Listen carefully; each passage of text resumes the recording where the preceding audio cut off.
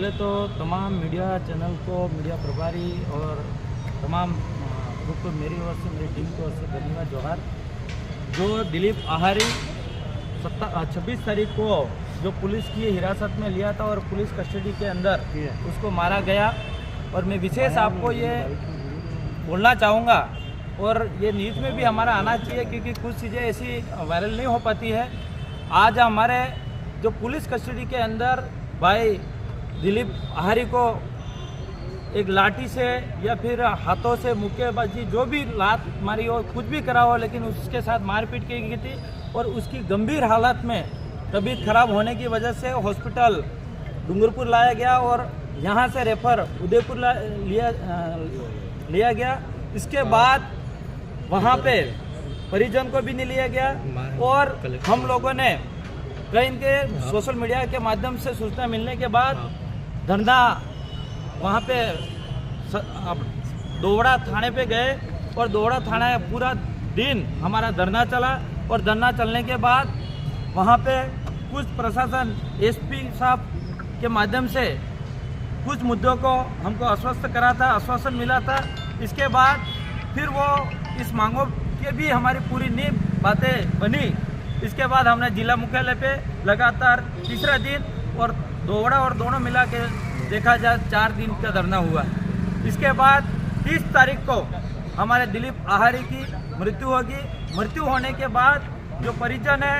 पीड़ित परिवार है और समाज के तमाम संगठन के लोगों ने मिलके जो डिमांड थी हमारे 15 सूत्रों की मांगे, इन 15 सूत्रों के मांगों में से कुछ 2-3 मांगे विशेष मुख्य मांगे थे, उस पर वार्तालाप लगातार चल रही थी, बात बन नहीं रही थी, आप सबको ये पता है। लेकिन आज विशेष करके अंतिम तौर पे बात मानी गई और हमारे जो लोगों में एक आक्रोश था कि दोवड़ा ब्लॉक के अंदर जिस तरह से दोवड़ा थाने के अंदर जो आतंक मचा रहा था और लोगों के अंदर जो आक्रोश था, जो थाने के प्रति, जो पुलिसकर्मी है और जो सीआई के प्रति, वो आज हमें ऑफिशियल रिपोर्ट मिली। ऑफिशियल रिपोर्ट मिलने के बाद जो आने के बाद हमने हमारे धरने पे जो लोग बैठे हैं उनको सार्वजनिक किया गया, और सार्वजनिक में जो हमारा सीआई दोवड़ा थानेदार तेज करण जी को सस्पेंड किया गया और साथ ही 3 कांस्टेबल और 1 एएसआई को सस्पेंड किया गया, और आगे उनके लिए कानूनी रूप से कार्रवाई करने के लिए हम लोगों ने ज्ञापन भी दिया। एसपी साहब ने वो ज्ञापन स्वीकार भी करा, रिसिप्ट भी मिली, उसको भी बर्खास्त करने के लिए भी जांच आगे जारी है। साथ ही इसके बाद परिजन को एक सरकारी नौकरी की हमने डिमांड करी थी, तो टीएडी विभाग से जो हॉस्टल है, छात्रावास है रघुनाथपुरा के अंदर, जो पिताजी हैं 10वीं फेल है, उनको चतुर्थ श्रेणी के लगाया गया है। साथ ही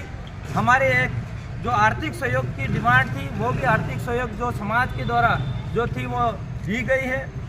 मिलने वाली है। और आज मैं कहना चाह रहा हूँ,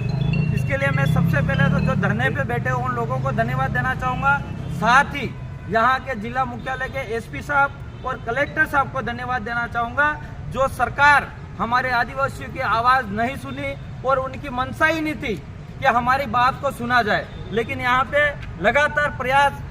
जिले के जो मुखिया हमारे कलेक्टर साहब और एसपी साहब के प्रयासों से और हमारे जो डेलीगेशन जो धरने से निकल के जो आम राय से आए, उनके प्रयासों से हमारी ये मांगे मानी गई, ये मैं मानता हूँ। आज आप देख रहे हो भाजपा सरकार है राज्य में, लेकिन वो सरकार हमेशा आदिवासी विरोधी है। लेकिन आज मुझे ऐसा दुख के साथ कहना पड़ रहा है कि कहीं न कहीं ये सरकार आदिवासियों के हत्यारी भी है, इस तरह से मुझे लगता है। इसलिए मैं ज़्यादा बातें नहीं रख पाऊंगा क्योंकि समय भी है और हमारे जो बात है आगे। हाँ,